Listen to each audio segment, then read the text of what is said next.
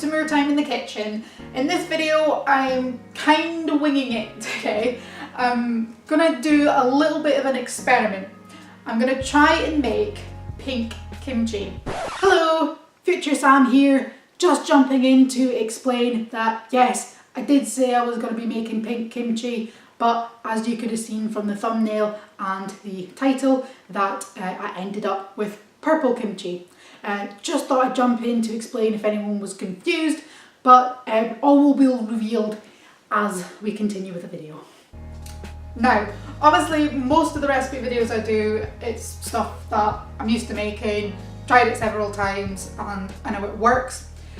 In this case, I don't know if it's going to work. We're just going to have a bit of fun, do a bit of an experiment, see what comes out of it. So the idea for this came about when I read that if you try and make kimchi with a red cabbage, it gives the kimchi a sort of pink colour. So I had a bit of a look online, couldn't really see much pink kimchi. So I'm going to do two batches, basically two experiments. I'm going to do one which is just the red cabbage on its own, and I'm also going to add a second ingredient to another batch. So what I'm going to use to give us a bit of a pink boost is something which has been known to stain anything within a 5-mile radius bright pink. And no, it's not Jeffree Star, it is beetroot.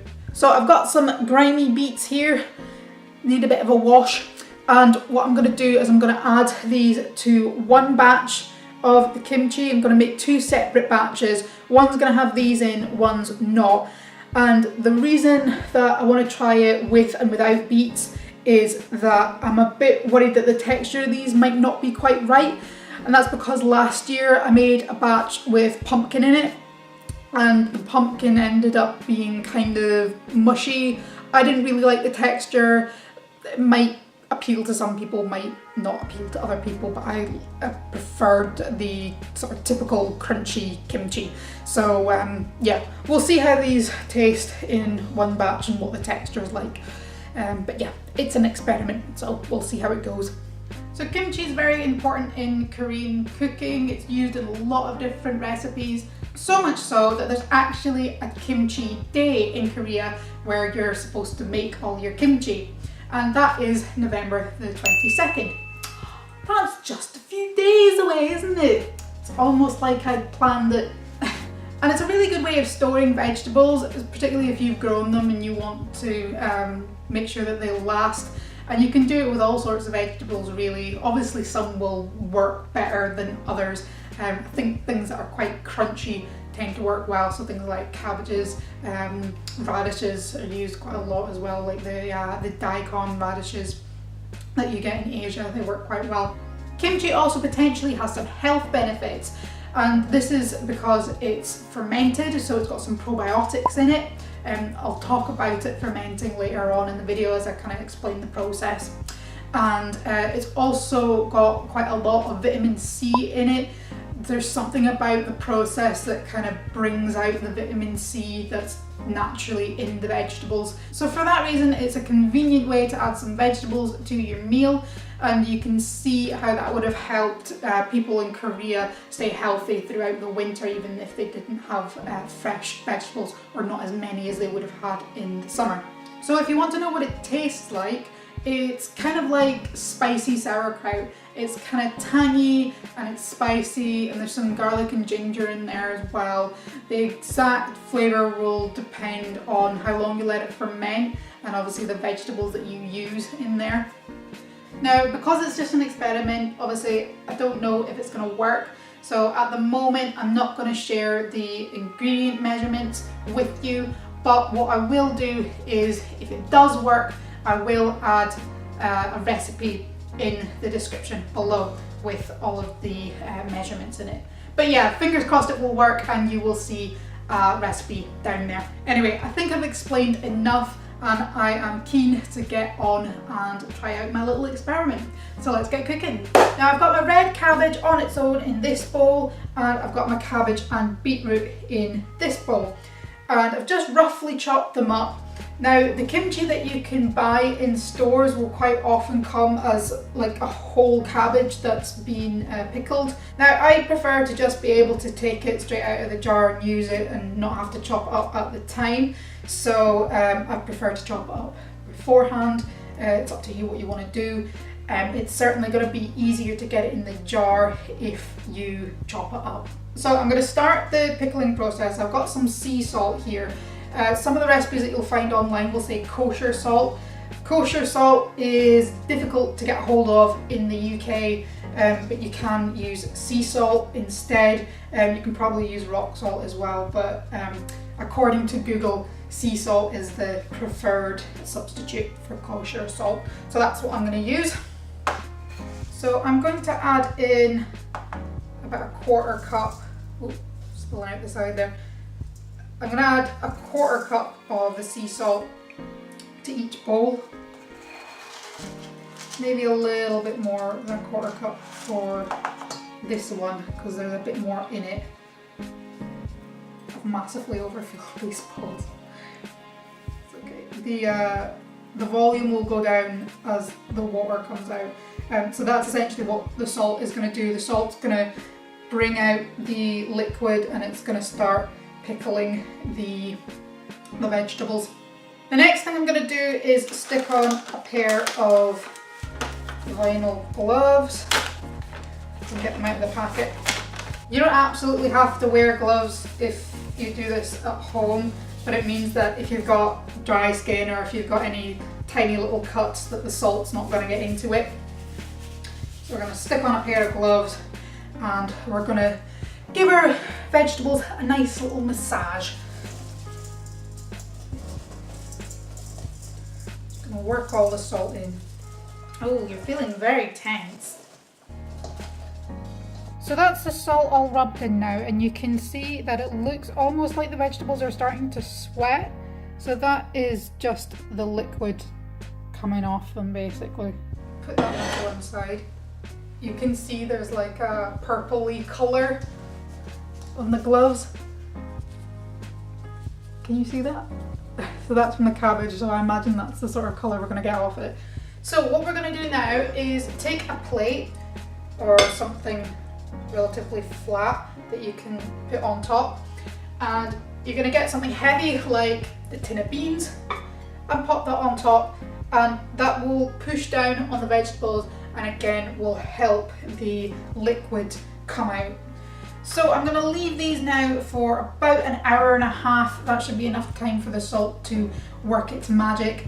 And in the meantime, I'm going to get working on the spice rub. So in this video, I would like to present my shiny new blender. Yes, I got a new blender because my last one was dead.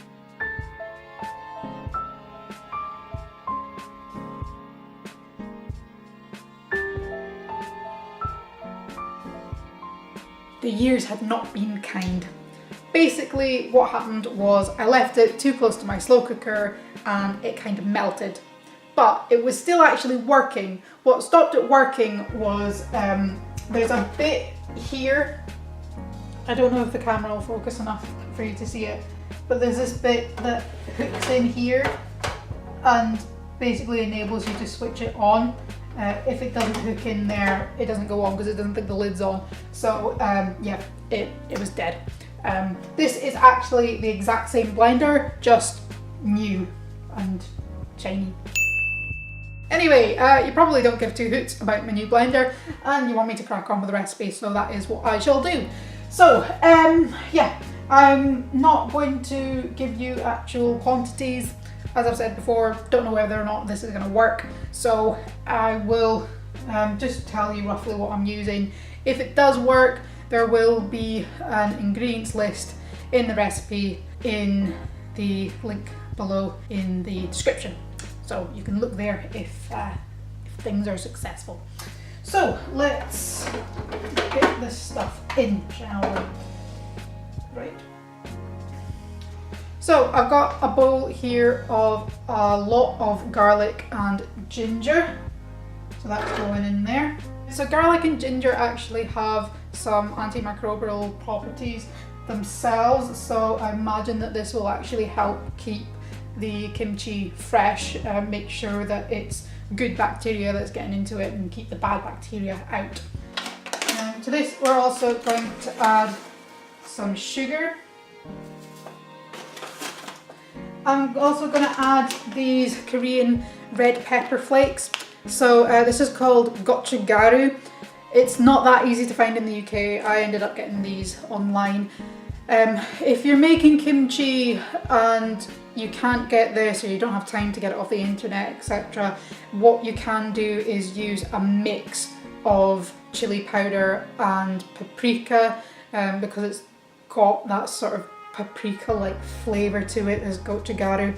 And I can tell I bought the right thing because it says there for kimchi, and that's what kind of normal kimchi looks like. It's like a bright orangey red colour, which is partly why I'm not 100% sure whether this is going to work, because the colour of this stuff is very kind of orangey red, so it might take away from the pink colour, but we'll see. It's got a very distinctive smell as well, so I like it quite spicy, so I'm going to add a decent amount, but hopefully not too much, as I say, to take away from the pink colour. So the last thing I'm going to add is fish sauce. Now this fish sauce doesn't have any preservatives in it, and if you're making kimchi at home you want to try and get stuff that doesn't have any preservatives. Now real fish sauce is fermented, so you want the real McCoy, you want some decent stuff, which might be a bit more pricey, but it won't have preservatives in it. The reason you don't want preservatives in it is because it's going to inhibit that natural fermentation process. So the kimchi will either take longer to ferment, or it won't ferment properly if you've got too much preservatives in there. So that's everything I need for the spice mix. Just got to whack it on now.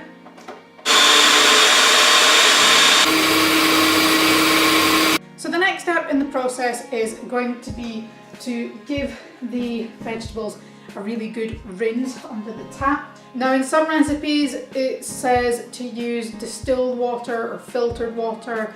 Now the water in the UK, it generally isn't too heavily chlorinated.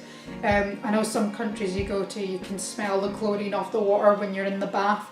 In the UK it's not too heavily chlorinated, so that's the reason that you wouldn't want to use tap water in some places, because the chlorine's going to stop the vegetables from fermenting, but fingers crossed, should be fine from a UK tap. So I'm going to tip this into a colander. Hopefully it won't be too small. There we go, looks like it's going in. Wow, you should see the colour of the liquid. It's really deep purple.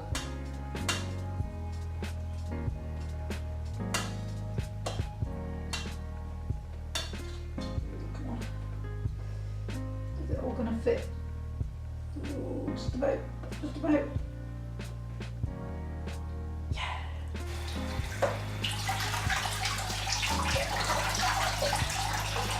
Yeah, I want to give it a really good rinse, make sure I've got all of the salt off of there.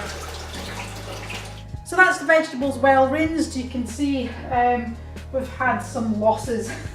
Some of the cabbages escaped because the colanders weren't quite big enough. But you can see I've just got the vegetables in a colander and just stuck that in the bowl just to drain. So there's still some water dripping through there, so I want to leave that for 15 minutes just to continue draining off before we rub in the spice mix. So what I've done off camera is just got rid of the fluid that had drained off and given the bowls a little bit of a rinse and put the vegetables back in. So now what we're going to do is we're going to get that spice mix and we're going to put half in each bowl.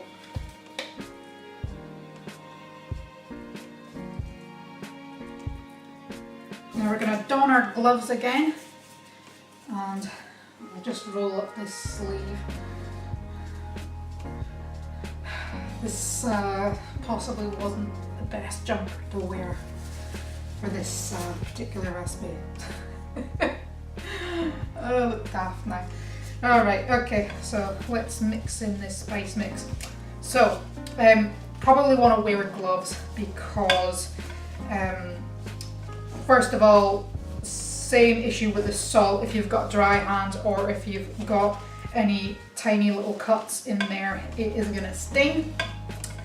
But also because, to be honest, the spice mix is a bit smelly. So what I've got here are a couple of Kilner jars. I've also just got like a regular jar. It's got a thermometer thing on there. Don't worry about that. You don't need that. I've just got that extra jar there in case we overfill these jars, which I think is going to happen because I've got way too much mixture here. So you want to sterilize the jars if you're going to be making this. That's really important, otherwise you're going to get all sorts growing in there. You only want good bacteria to grow in your kimchi, and that good bacteria that should hopefully grow is going to keep out any bad bacteria. But to ensure that, you want to make sure that your jars are sterilized. Now there's various different ways that you can sterilize your jars.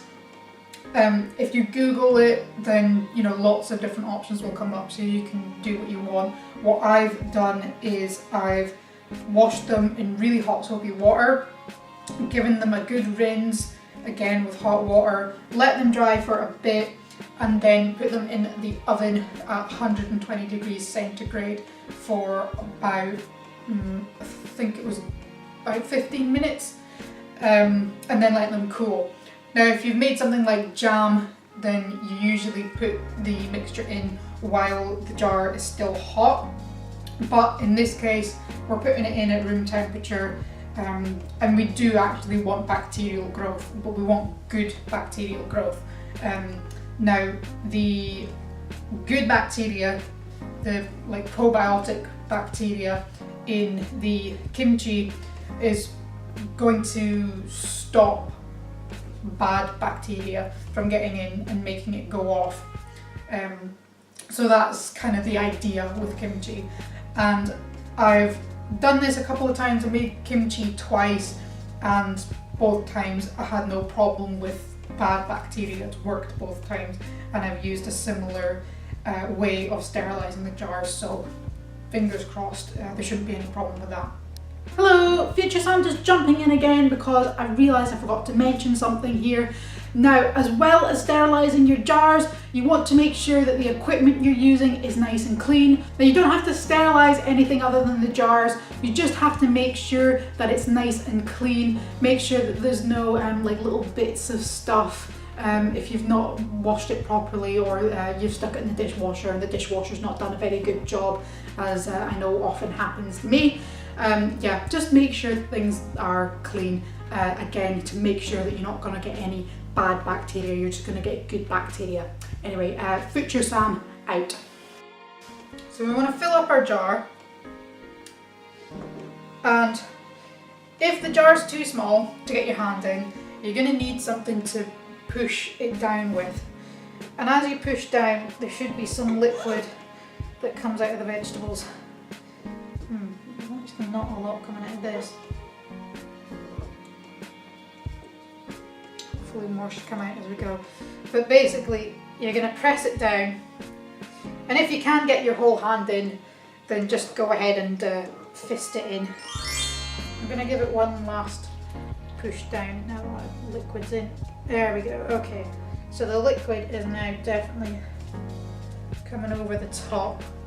So that's good, that's what we want. It's making some squelching sounds. Okay, well, I mean, it's definitely a different colour from what kimchi usually looks like. It's a much darker colour. It's certainly not what I would describe as pink, but I don't want to kind of off-write it before we've completely finished, because it still needs to ferment. So I'll talk about the fermentation in a minute. once I've kind of cleared this up. But yeah, I don't want to off-write it just straight away, because over time I suppose it's possible that the colours will mingle a little bit more, and I think the flavour will be interesting. You know, it will be interesting to find out what the flavour is. Yeah, so let me clean up and then I'll get on to the fermentation process. So the fermentation process will take between 1 and 5 days. So that will depend partly on the storage area, how hot it is, and it'll also depend just on personal preference. So you can just take a little mouthful out of there, taste it, see what you think. Some people like it a bit more tangy, which will take a little bit longer, and some people like it a bit less tangy. So yeah, just depends on your preference really. Anyway, we'll go over the next couple of steps. So basically what's going to happen now is I'm going to put these away in a cold, dark place. I'm going to cover them with something to make sure that they stay out of sunlight, and they need to be in a cool place. So I'm basically going to put it in the coldest room in the flat. If you've got something like a basement, you could put it there. Basically somewhere that's going to be colder than the rest of your house, but not freezing. You don't want to put it in the fridge, and you don't want to put it outside unless you live somewhere that's kind of warm. You basically want it sort of room temperature. So yeah, I'd say somewhere between 15 and 20 degrees centigrade. But what you should see if it is fermenting are little bubbles. So these little bubbles are carbon dioxide, and it's released as the fermentation process continues. That's the good bacteria breaking down the vegetables, and they release that carbon dioxide gas from the, it's like a breakdown product. So it's similar to, say, like beer or cider. When they ferment, it produces carbon dioxide. So there's a little science lesson for you. So yeah, so long as you're seeing bubbles and you like the taste, then you can go ahead and put it into the fridge. Now there's two things I want to warn you about. One is that there is a chance that if it bubbles up too much, if there's too much gas built up in there, and say the lid's really tight, it can actually burst. Or if you open like a tight lid, then again it can sort of froth out. So just be careful of that. Put a plate under it in case it starts to leak. It's never happened to me. I think it's more likely to happen if you leave it for a few days. But yeah, just to warn you. The second thing I want to warn you about, and this is a definite, this one, is that kimchi stinks. It reeks. It will stink out your fridge. I'm pointing to my fridge over there. Yeah, it's smelly. It's a fermented thing, so fermented things smell, unfortunately. But it tastes a lot better than it smells. And when it's starting the fermentation process, I find that it doesn't smell too bad. So if you put it in a room where you're going to be fermenting it, shouldn't be too much of a problem. But yeah, it will stink out your fridge, so you might want to get like a mini fridge to keep it in. Apparently in Korea they do have like a separate fridge for the kimchi. So yeah, just to warn you of that. But yeah, I am going to go and put these away, and we'll see how they get on in a few days. So here are the jars after 2 days. I didn't think it would be worth looking at them after 1 day, since not much is gonna have happened after just 1 day. So that's probably what you should see after about 2 days. Obviously the longer you leave it, the more air bubbles you're gonna find, and you might actually hear them. You might actually, if you put your ear up to the edge of the lid, then you might actually be able to hear it just slightly frothing. But we'll open one up and just have a look and see if we can see any bubbles coming to the top.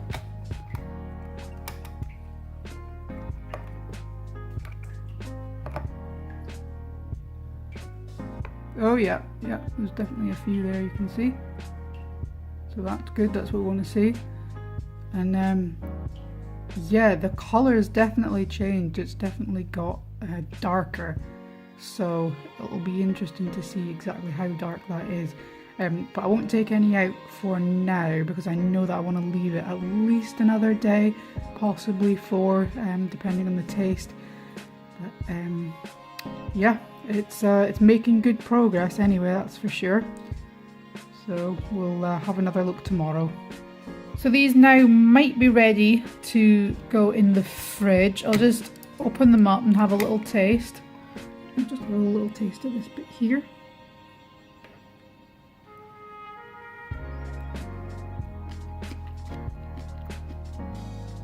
I mean, to me that tastes pretty good as it is now.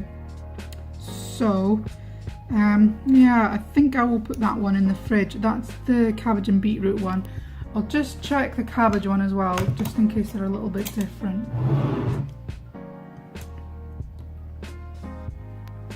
The one thing I'm worried about with this one is the fact that the liquid hasn't quite come up to the top, and it really should be over the top.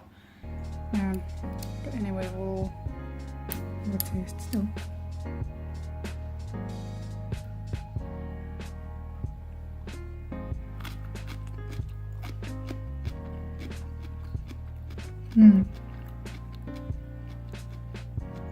Now that one doesn't taste as fermented actually, so I might leave that one another day. So after the kimchi fermented at room temperature, I've had it in the fridge for just over a week. Typically you would leave it anywhere between a week and 2 weeks before eating it, and you can keep it in the fridge for ages. I've had some that I've made around this time of year, and you know, it's kept till spring, so it does last a long time. The flavour might change a little bit as time goes on, might get a little bit more tangy as it ferments some more, but as long as it's not got any moulds on the top and it doesn't smell really odd. Like I say, it does smell weird as it is, but as long as the smell doesn't, you know, like significantly change to the point where you're thinking something's not right here, then, you know, it's safe to eat. Anyway, let's crack these open and see how they taste. Right, so I'm going to put a little bit onto a plate that I've got here, just using a spoon. I'm going to try and get some of the cabbage, and I want to get a look at the liquid that's come out as well. We're getting that typical kimchi waft coming out of there. It's a pretty strong smell. Oops, I'm spilling it now. There we go. I've got a couple bits of beetroot there as well. So we have got kind of a pink colour. I'd say it's like a purpley pink there. Might come up a little bit differently on the camera, I don't know.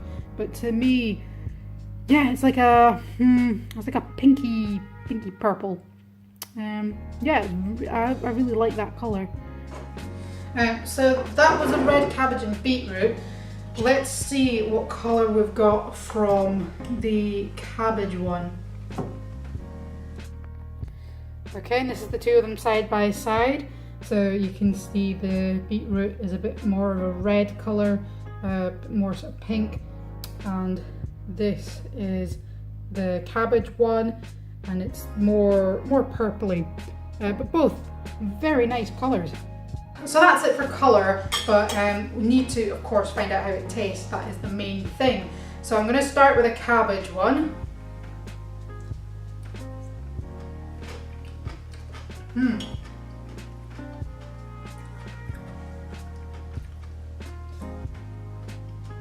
Very tangy. Definitely let that ferment well. Nice and spicy too. I know I was like grimacing there, but it's good. It's just very tangy, it's very powerful.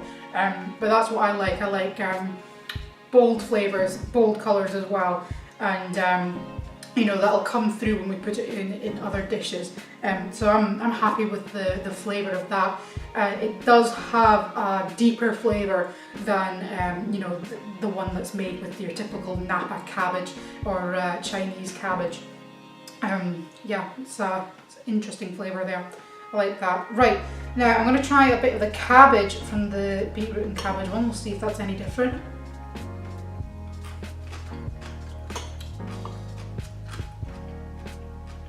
Mm. It's different. That one to me tastes a bit more savoury, a little less tangy, more savoury. It's interesting. And we'll go for a bit of the beetroot as well. Try that out.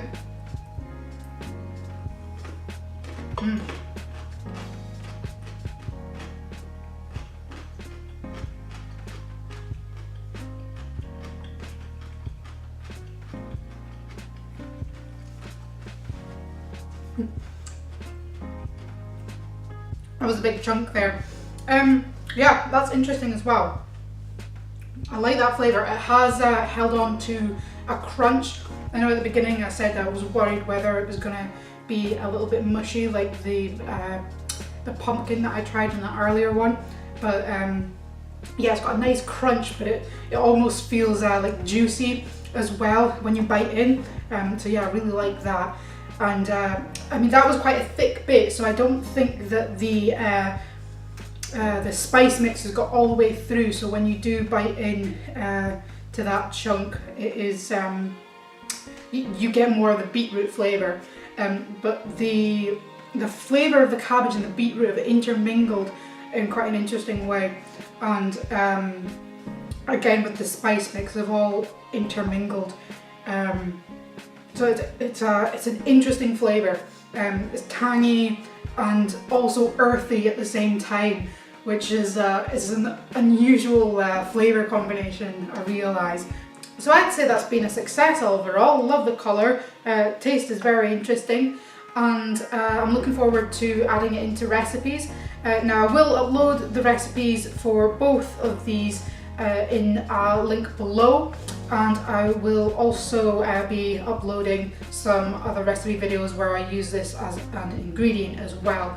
I'm planning on doing some Korean pork with the kimchi on the side, so look forward to that when it comes out. So thanks very much for joining me on this creative process. If you'd like me to do more sort of experimental recipe videos in the future, trying more kind of weird and wonderful stuff in the future, then please let me know. But if you like this video, then please give us a like, give us a comment, and subscribe for more content in the future. But for now, cheery bye!